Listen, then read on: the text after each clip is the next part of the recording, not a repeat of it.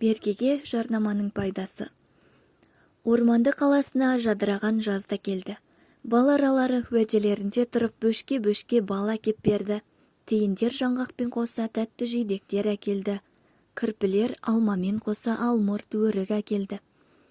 Ал енді саудам қызады, деді Берке Аю тауарларды сөрелерге қойып жатып. Бірақ кеш қарайып қалғандықтан дүкенге ешкім келе қоймады. Мұның мәнісін түсіне алмаған Аю көңілсіз отыр еді, пыр етіп сауысқан кеп қонды. Қулы көздерімен дүкен үшін бір сүзіп шыққан сауысқан Аюға: «Берке, неге мұңайып отырсың? Неге сауда жасамайсың? Әлде тауарлар нашар ма?» деді. «Жоқ, сауысқан, тауарларым балғын, бірақ келушілер жоқ», деді Берке мұңайып.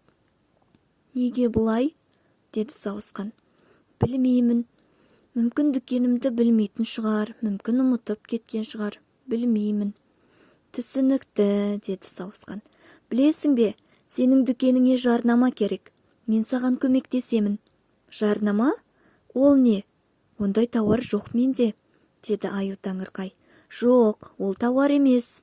Мен қазір бүкіл орманды ішін аралап шамында, сенің дүкенің қайда екенін, және дүкеніңде қандай тәтті жеміс пен жидектер бар екенін айтып жар саламын.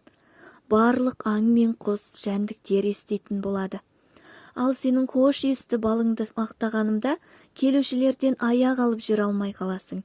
Мен сенің дүкеніңе жарнама жасап жүргенімде сен де қарап отырма, тауарыңды жарнамалап үйрен. Дүкеніңнің сырты мен үшін ретке келтір». Осылай деп саңқ еткен сауысқан орманды ішіне сіңіп кетті. Берке лезде дүкенін ретке келтіруге кірісті. Алдымен сөрелерді жуып сүртті, терезелерді бояды, самсап тұрған жеміс-жидектерді себеттерге салып қойды.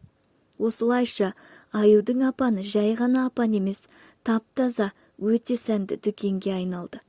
Көп уақыт өтпей дүкенге бір топ елік келіп, Берке Аюдың дүкеніне сүйсіне қарады. «Келіңдер, достар, кімге жаңғақ берейін, кімге бал, бізде алмұрт та бар, алма да бар», деп Аю еліктерге сауда жасап тұрғанда ентігіп қоян кіріп келді. «Сауысқан мақтаған бал осы жерде ме?» Осы сәттен бастап Берке Аюдың дүкеніне келушілер толастамады.